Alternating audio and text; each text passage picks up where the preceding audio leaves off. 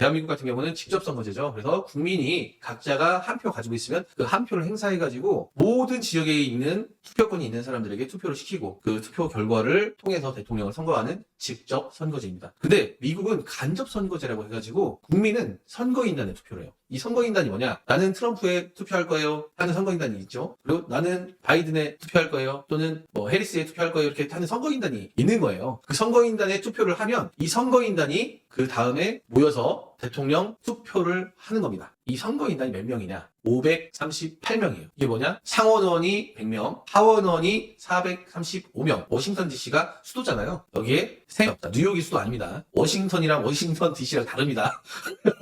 잘 알고 계셔야 돼요. 그리고 마지막 하나만 더 말씀드릴게요. 미국 민주당이랑 우리나라 민주당이랑 다른 당입니다. 아닙니다. 이거 오해하시면 안 돼요. 민주당이면은 민주당 찍어야지. 이거 아닙니다. 자, 다른 당이고요. 그래서 538명이기 때문에 매직 넘버 270명, 반절만 넘으면 이기잖아요. 270명을 넘기면 당선이라고 해서 이 숫자를 매직 넘버라고 합니다. 자, 그럼 여기서 의문점이 좀 생기잖아요. 왜 미국은 간접선거제를 하는 거고 여러 가지 방식이 왜 우리나라랑 다른지라는 의문점이 생기잖아요. 그래서 제가 한번 준비했는데요. 미국은 지금 표와 같이 미국 선거인단 숫자가 정해져 있어요. 아까 말했듯이 예를 들어서 우리 유명한 캘리포니아주 같은 경우는 54명 이런 식으로 정해져 있고 우리나라는 점점 없애려고 노력은 하고 있지만 지역세계라는 게 있잖아요. 그 지역이 민주당이 강세인 지역 또는 공화당이 강세인 지역이 있잖아요. 그래서 이렇게 강세인 지역들이 우선 선거인단으로서 표를 확인하고 여기 회색인 부분 보이시죠? 회색인 부분이 굉장히 중요한 곳이에요. 바로 경합주라고 하는데 이 지역이 항상 바뀌어왔던 거예요. 어느 때는 민주당이 조금 더 유리하게 표를 가져올 때도 있고 어느 때는 공화당이 표를 더 많이 가져올 때도 있고 이런 식으로 하다 보니까 이 후보자들은 이 경합주에 더 많이 방문할 수밖에 없는 거예요. 이 주를 방문해서 표를 더 얻어야 내가 당선될 확률이 높으니까. 자, 그래서 여기가 50개 주잖아요, 미국이. 이 50개 주에 후보자 2명 다 한 명도 방문하지 않는 것도 있다는 거예요. 어떻게 보면 이게 오랜 세월 동안 굳혀져 왔다는 거죠. 그래서 이 가운데 93표 정도 되는 선거인단을 확보하기 위해서 엄청 노력하고 있습니다. 그 중에서 펜실베니아 같은 경우는 19석이나 있죠. 그러니까 이런 데는 더 많이 가보려고 노력을 하겠죠. 이 사건이 아까 총격 사건이 있었던 건 또 이 펜실베니아입니다. 자, 그럼 다음 이 선거인단이 왜 중요하냐? 16년도 트럼프랑 힐러리랑 붙었을 때예요. 이때는 트럼프가 304표,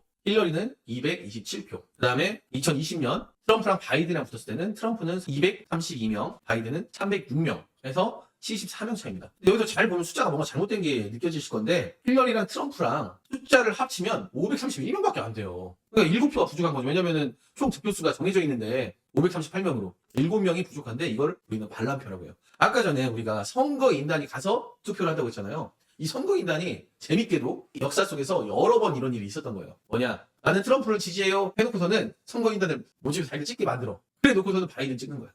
가서 힐러리 찍는 거야. 이런 식으로 반대표를 찍는 경우가 생기는데 이 반대표 같은 경우는 무조건 무효표가 됩니다. 거의 대부분. 인정해주는 주도 있는데 거의 무효표가 되고 어느 주는 이렇게 반대표를 찍잖아요. 벌금까지는. 1만 달러. 1만 달러 벌금까지 물리는 주가 있다고 합니다. 그러니까 1,300만 원 내면 그래 인정해줄게. 이렇게 하는 경우도 있다고 해요. 그래서 이 반란표가 나왔는데 이때가 7표가 나온 거예요. 그러니까 이거를 원래표로 바꿔놓으면 트럼프가 306표, 힐러리가 322표. 즉 74명 차이로 어떻게 보면 16년도 대선이랑 20년도 대선이랑 숫자가 똑같은 거예요. 그만큼 고정된 표는 있고 경합주에서 표가 갈린다. 경합주에서 어느 쪽에 어느 표에 찍는가에 따라서 표가 갈린다라고 보시면 되겠습니다. 힐러리가 사실 득표수 자체는 300만 표 정도 더 많이 받았어요. 근데 트럼프가 당선이 됐죠. 근데 그 이유가 뭐냐? 힐러리 같은 경우는 이렇게 캘리포니아 같이 인구가 많이 사는 곳에서 득표를 많이 얻은 거예요. 근데 선거인단은 다르다는 거죠. 이게 어떻게 해서 이런 식이 발생하냐? 바로 승자 독식 때문에 발생합니다. 자, 우리는 화성시라고 합시다. 화성시. 화성시 인구가 10만 명이야. 7만 명은 A당을 찍고 3만 명은 B당을 찍으면 그대로 7만 명의 표가 A당한테 가고 3만 명 B당한테 가잖아요. 근데 미국은 이렇지 않아요. 7만 명의 표가 이겼으니까 이 10만 명의 표가 다 A당에 가는 겁니다. 승자 독식. Winner takes all. 왜냐? 이것도 나중에 제가 설명할 텐데 아무튼 힐러리랑 대선에서 선거인단 수가 더 많이 확보가 됐기 때문에 이긴 거예요. 득표수에서는 떨어졌지만. 우리나라 같으면은 득표수 많은 사람이 무조건 당선되겠죠. 직접 선거제니까.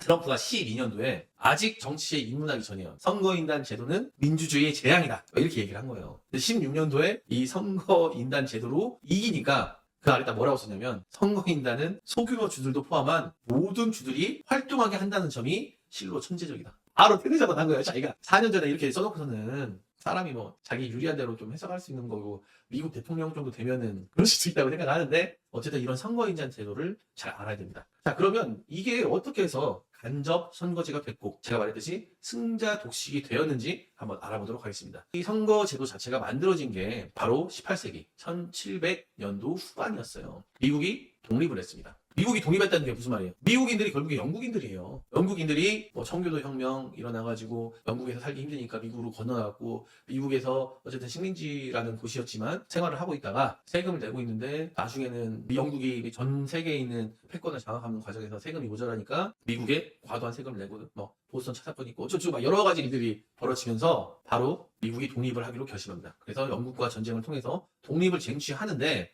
이때 당시에는 전 세계가 왕정이었어요. 왕이 또는 왕이라는 표현을 안 써도 절대적인 지도자 한 명이 자기 죽을 때까지 또는 반란으로 왕권을 잃을 때까지 계속 왕위를 가지고 있는 거죠. 그런 시기에서 미국이라는 나라가 건국이 되었을 때 조지 워싱턴이 장군으로서 또는 정치인으로서 엄청나게 활약을 하게 돼요. 인기가 엄청 높아지니까 다음 무조건 지도자는 조지 워싱턴일 것 같아 느낌이. 아 얘는 못 이길 것 같아 이런 느낌이 있었겠죠. 그러다 보니까 어떤 제도로 우리가 대표를 뽑을까 이렇게 하다가 프리지던트잖아요. 의장이라는 표현도 쓰는데 또는 뭐 진행자 이렇게 하는데 각 주마다 독립된 자기네만의 권리가 있는데 이런 권리는 유지한 채 우리 이 미국이라는 나라의 대표를 뽑아야겠다 하는데 이 대표한테 모든 권한은 줄 수 없으니까 이 대표를 선정하는 방식에 대해서 우리 고민해보자 이렇게 된 거예요. 그 과정에 있어서 조지 워싱턴이 뽑히게 되는데 이때 당시에 처음으로 투표라는 제도로 뽑게 됩니다. 근데 이때 당시에 사람들이 생각을 한 거예요. 이때는 의무교육도 사실 없었어요. 지금처럼 뭐 저희가 초등학교를 가고 중학교를 가고 이런 게 없었고 또한 선거에 대한 개념 자체가 없었던 거예요 사실. 왜냐면 지금까지는 왕정이었으니까 다음에도 왕이 되고 왕이 되는 과정에 있어서 자기네들끼리 싸움하고 뭐 어쩌고 이런 건 있어도 시민들이 뽑는다는 개념이 없었던 거예요. 그리고 정보통신이 또 발달하지 않은 상황이었잖아요. 그때는 당나귀 타고 가서 선거를 하고 이런 시대에서 철도도 많이 없었고 그러다 보니까 이 후보자에 대한 정보를 알 수가 없어요. A라는 후보가 나왔어. 근데 이 후보가 어떤 사람인지 우리가 시민이 알아야 되니까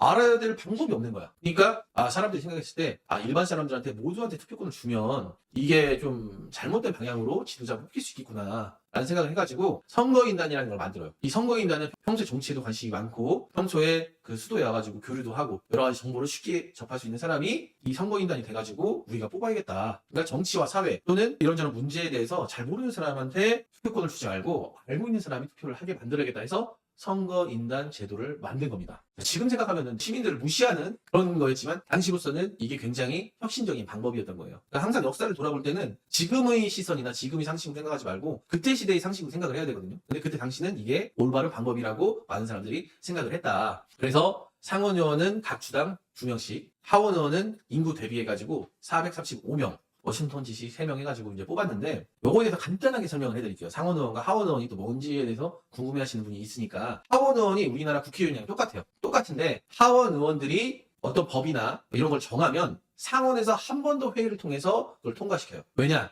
하원의원 같은 경우는 인구수에 비례한다고 했잖아요. 그래서 예를 들어서 이런 거예요. 캘리포니아나 뉴욕 같은 데는 선거인단이 많잖아요. 그러면서 하원의원도 많다는 거잖아요. 이런 데서 예를 들어서 핵 폐기물 같은 거 우리같이 대도시 하지 말고 알래스카 같이 인구 적은 데로 합시다. 이렇게 정하면 국회의원 수가 많은 데가 더 유리하잖아요 사실. 그러니까 이거를 막기 위해서 한 지역이나 더 많은 의원을 가지고 있는 곳에서 일방적으로 정황을 막기 위해서 상원의원 제도를 만들어서 그 상원의원이 결정할 수 있게 만들었던 거라고 보면 되겠습니다. 두 번째로 승자 독식에 대해서 말씀을 드릴 건데 이 승자 독식이라는 게 아까 말했듯이 한 지역에서 이긴 사람이 모든 표를 다 가져가는 거예요. 이건 뭐냐? 첫 번째로 각 주마다의 독립성을 인정해 주는 거예요. 각 주마다 한 나라거든요. 어떻게 보면 이 나라가 뭉쳐서 미국이라는 연방국이 된 건데 이걸 인정해 주는 거고 당시로서는 어차피 우리 주에서 한 표라도 받으면 이긴 거잖아. 그러면 이긴 우리 주에서는 트럼프가 이겼으니까 트럼프를 대통령으로 생각하고 있으니까 우리 주의 모든 권한을 트럼프가 갖는 게 맞아. 이렇게 생각할 수 있잖아요. 그래서 당시에는 이렇게 정해놨고 이 비례해서 표를 가져가는 제도 자체가 19세기에 만들어집니다. 사람들이 이런 제도가 계속 이어지다 보니까 이건 좀 불공평한 것 같은데 내 편이 그래도 30명은 있는데 이 30명의 권한은 또 활용할 수 없을까? 라고 생각하다 보니까 비례라는 게 만들어진 것 자체가 19세기예요. 이거 만들어진 거는 18세기. 그러다 보니까 이때 만들어졌던 거를 전통을 이어서 가기 위해서 지금까지 활용하고 있다. 중간중간 바꾸려는 시도는 있었지만 바뀌지 않았다. 이렇게 생각하면 되겠습니다.